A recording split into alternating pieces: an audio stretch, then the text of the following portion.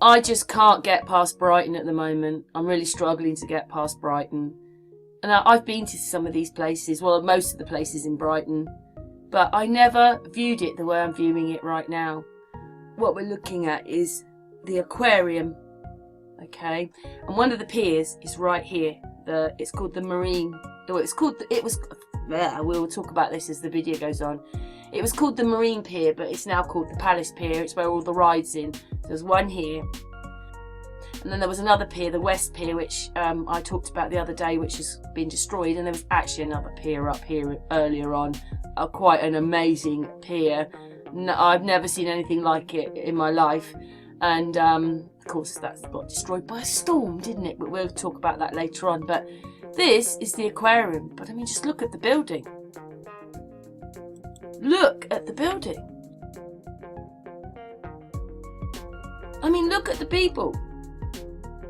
These pictures to make us believe that this was happening, but I just don't see it. I mean, look at what these people look like, and look at the scenery. Look at what they're living in. Anyway, there's a little bit of history about the Aquarium. 1872, and it's the oldest aquarium in the world. That one in Brighton. We've got things like this. We're building this. We've got piers that are there. You can't travel on the land, but there's a pier with 12 inches of granite, which I'm going to explain later on. And of course, we did yesterday the Daddy Longlegs, which looks like War of the Worlds.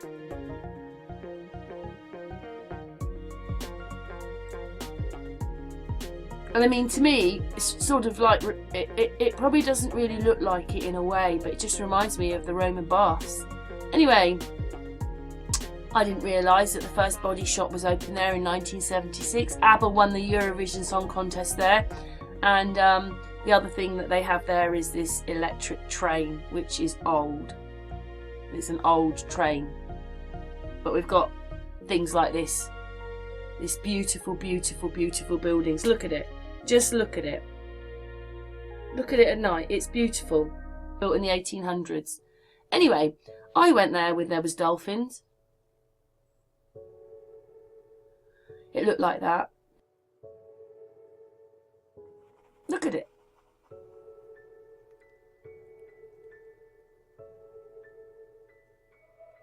Look at that. In and build all that. Our history, it's a lie, all of it. It's just ridiculous. We're having problems hauling some coal off the boats, but we can build all this. But we've got no roads. It's a lie. Whatever happened, I don't know what happened, but they're lying. Anyway, it has this tunnel you can walk through. Anyway, there's a bit more about the history.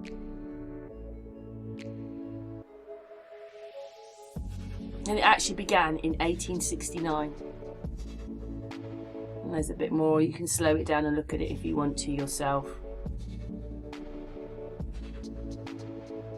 And then they reconstructed a lot of it in 1927. So that's incredible, isn't it? Like, we're just going... We don't really have any money. The people are really poor, yet we're able to do all these kind of things.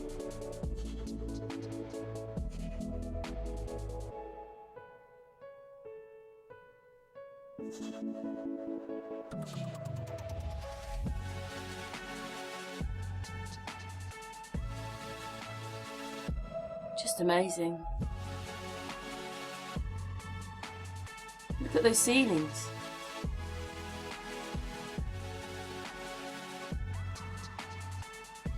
There we go, opened in 1872. And we've got things like this.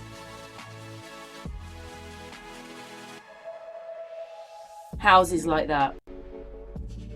But we can't travel on the roads. There are no roads. But we've got houses like that.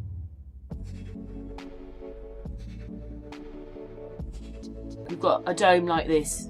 Look at that theatre. They hold weddings in there. I went to a Greek wedding in there years ago. You have functions there. You can hire the pavilion. Look at it. Just look at it. We can have all that. But there are no roads, no trains. Oh, except here, which seems to be, you know, one of the first inventions of a little working train.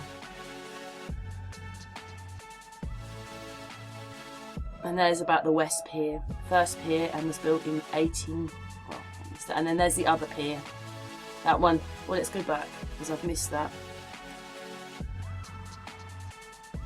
So, it was built in 1863. It took 3 years to build the West Pier. 1863. And then in 1899, that one's open. And in fact, it was built before, but they had problems and whatever they were doing to it, and it took quite a few years to build this one. And it looks like that.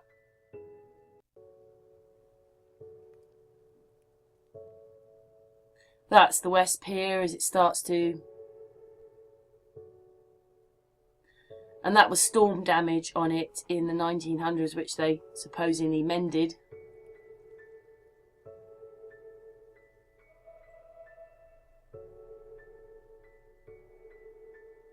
And there's a bit of information about the West Pier.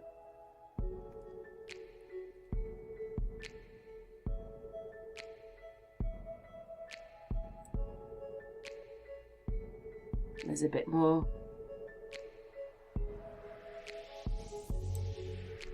And there you go, look.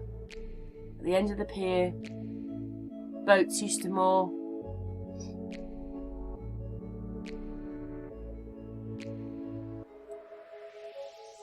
Look at it.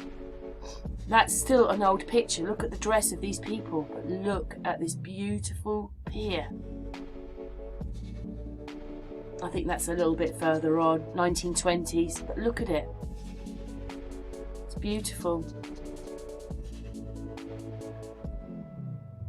That is another pier which is destroyed. That's Eastbourne's pier. Look, another fire. Always like to destroy these beautiful things, don't they?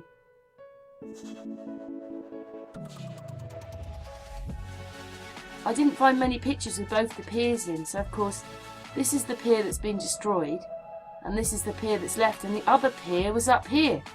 The other pier I'm going to talk about in a minute was up here. So that's the one with all the rides on it now, and this is the one that was lost. But this one was magnificent compared to this one. This one was longer than that one. Anyway, look at that.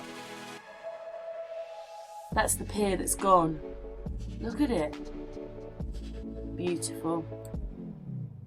Yep, there you go. There's another picture of this. This is the one that's gone. This is the one that's there with all the rides, and the other one I'm going to talk about is further up. So, there's a bit more information. That's the West Pier, telling how long it is. And then that's the other pier. So you can see it's quite a lot long. It's quite a bit bigger. And that's about that. It is really amazing that you just don't know things. That you're, you know, even at school not even told the history really of where you live. I mean, as part of your working, so you understand the place that you live in. I wasn't born in Brighton. My mother wasn't born in Brighton. My father wasn't born in Brighton. But my father lived a few miles away, Woodingdean, in a, well, I suppose it's a town in the hills, a few miles away from Brighton. And my mum lived in Hove, and Hove adjoined. Her family turned up there. Actually, my mum might have been born in Hove, to be honest. It was her parents that were born in Wales. And then my dad's family moved from London, from Homerton. But anyway, I grew up around Brighton. I went to the King Alfred swimming pool, which everybody knows is a seawater swimming pool there. I stood many a time going, I'm half in Hove and I'm half in Brighton, because there's a line. I went and saw many bands there. I went to the cinema there. I did loads of things. Went to the beach there. Went to the Dolphins. Did things on weekends there, you know, on the beach. Just grew up there. A lot of my childhood was spent there because my grandparents lived in Hove and so forth, and family still lived around there. But you know, you never look into the place that you live in. I just didn't look into it like I'm looking into it now. Anyway, I just wanted to mention this place. This is called the Madeira Terrace. It's nearly a mile long, just like that. Just like you see it there along the road. just masses of it, just a whole line. You can park, well, I'm not sure now because I haven't been there for a while, but you can park along the road there and so forth. And it does start to get out of Brighton and starts becoming just the big houses. But I mean, they made this. It's really old. It's the same age as the pavilion. You know, these things are added in the 1800s. Look at it. Look what they made. Where did they get this from? I'm going to explain a bit more as this video goes on. These structures as well, but just, you know, nearly a mile of this. You can see it going on and on and on. I want to talk about this place here. I've never even heard of this place before. I've never heard of it. It's called the Royal Suspension Chain Pier at Brighton. So Brighton had 3 piers. So basically this one was here and the other 2 are further up the coast, a bit further up the coast. Not much obviously because it's Brighton, but it's a little bit further up, but this one was here. I'm going to explain a bit more about this one. I'm so amazed. Because they could do photography so early on in the 1800s, there are some pictures of it. They're a bit obviously dull, but there are pictures of it. I think that's one there, see? Anyway, some of them are paintings, but they definitely draw this thing, and it looks like that. Amazing. This, by this person, is, they reckoned it looked more like this. And it actually was a port. What's left now in the sea at low tide is the stumps. They're petrified, but the stumps lasted in the ground. You imagine how long ago this was built, but the stumps still remain. Anyway, supposedly it was destroyed in a storm. Well, I'm going to tell you how this thing was built. The writing's probably a bit small that you can't see it, so what I'm going to do is I'm going to read you a bit of it because I just find it absolutely fascinating. It might not be fascinating to everybody, but it was to me. It says, the Chain Pier. Historically, Brighton was a port, and I'm not talking about the marina that was built in the 1970s because Brighton does have a marina now. In the days when sea transport was more efficient than road, it made sense to land cargo on the beach rather than to try and haul it through the South Downs and from further afield, but it was still back-breaking work to take cargo, including coal, off ships and onto rowing boats to take them ashore. For custom purposes, the port of Brighton, with 600 high length of seafront roughly between East Street and West Street. In the days before the train, Brighton was also the shortest route. I can't believe this just amazed me. Brighton was the shortest route between London and Paris, shorter than the time from Dover. So when the Chain Pier was opened in 1823, its primary function was at a landing stage for sailing ships between Brighton and Dieppe. But from the start, it also functioned as a popular promenade with a few attractions. It had a camera obscura. Oh my goodness, do you see what I mean? Like, wow. The Chain Pier was 1,554 feet long and cost about £30,000 to build. It was a kind of one-ended suspension bridge. They managed to build that in 1823, a suspension bridge, but without only half of it. So they must have known what they were doing. Its formal name was the Royal Suspension Chain Pier. It consisted of 4 cast iron towers spaced 260 feet apart, standing on wooden piles. The shape of the towers was inspired by the Egyptian pylon, which also was the inspiration for the doorway of the Pentecostal church in the Lanes, Brighton Lanes, if anybody's heard of that. Now the front and Franklin pub. Have a closer look next time you're passing. The chains suspended from the towers supported the weight of the pier's deck, and on the shore the chains were buried 54 feet into the face of the East Cliff, or King's Cliff, attached to a 3-ton steel plate which was set in concrete. Did you hear that? 54 feet into the East face cliff, attached to 3-ton steel plates which were set in concrete. But didn't they say up there, its primary function, where are we? But it was still breaking work to take cargo, including coal, off the ships and rowing boats ashore But they managed to get 3 tons of steel and concrete and stuff there, and they were using concrete. So, and this bit about it then explains a bit more about going to France, and I'm like, wow, no one's mentioned that to me before. The chain pier was designed and built by Captain Samuel Brown, a Royal Navy engineer who lived in the Marine Parade. In 1817, Brown had painted the bar chain for use in the construction of suspension bridges. The bar chain system made the chain out of straight wrought iron bars between 5 and 15 foot long. So they had all this problem with hauling some coal in, but here they've got these iron bars between 5 and 15 feet with eyes cast or drilled out at each end. The eyes were then coupled using bolts. The chain pier was started in 1822 and opened in 1823, so it only took them a year to build it. The suspension towers were made of cast iron. They had 3 main sections, 2 vertical and 1 horizontal. The sections were made of cast iron plates which were riveted and cemented together using iron cement. The vertical sections were 25 feet tall, stood 10 feet apart, and each weighed 15 tons.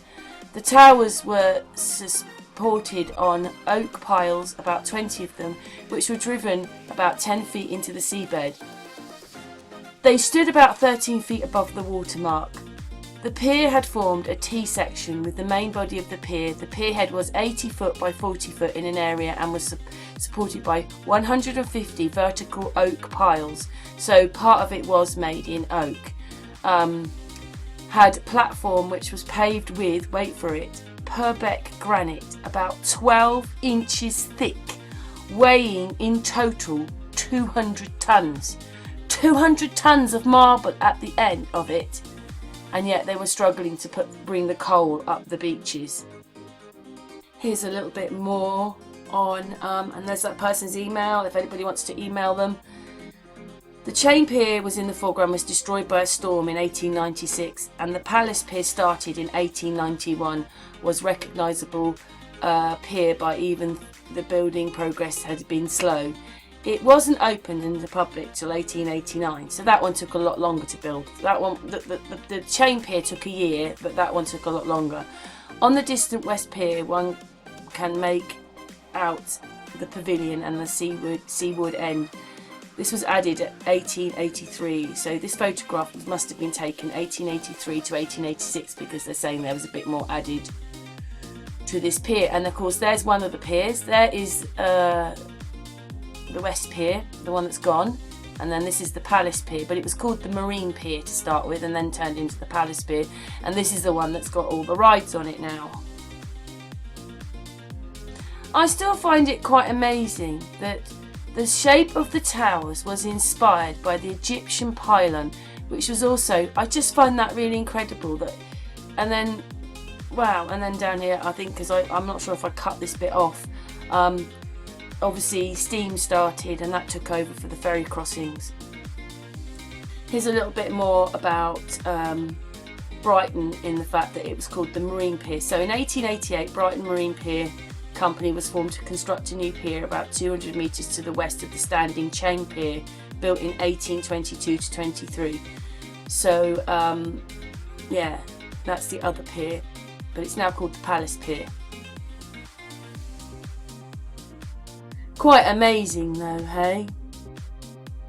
When you know that this is nearly a mile long, this beautiful place is there.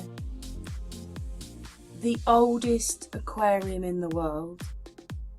We're having difficulty bringing our provisions from the sea to land because there's no roads, there's no trains except the little one at Brighton. Those kind of things are done, but only for maybe a mile or two, and yet we're making things like this, the daddy long legs. I mean, we're building, look at the structure, look what it would take to bring things in. You'd need cranes. This was a port. There's just something that really doesn't add up. I'm not saying that the ferries didn't go to, it was quicker to get to Paris from Brighton than it was from Calais. So obviously boats and things sailed from here, but like it couldn't have been a particularly big port, because you saw the size of the pier, and that kept getting destroyed until it was destroyed in storms till it couldn't be mended, and then they decided to build the other two. And now they've built a marina, but that took a long time for the marina to come in. We're talking about 1970s or something. But like, it's a port, they're sailing from it, yet they've got this most beautiful, beautiful pier with 12 inches of marble on it. The whole thing weighing tons. We're making things like this, which, if you understand, no one else has got trains in the sea like this. And they were managed to pour concrete, do the tracks, the biggest tracks in the world, and have this going in the 1800s. I think we moved into all this, but something must have happened because there was no roads. We're making beautiful structures like this, which have been destroyed now. But just look at the buildings behind. We're having problems getting coal off ships to bring to these houses. But look at the houses, look at the structures. I mean, look over here. And before we get those two, we're building a structure like this, which is actually modelled off some Egyptian era. It's actually a suspension bridge, and they're digging out 50 feet of hill to put it in. I mean, we'd have a mega great problem doing it today. So how could they do all this then? Our history is such a lie. This bridge was a suspension bridge as well. Like, the planning, everything. Look at the time. There's just something so wrong with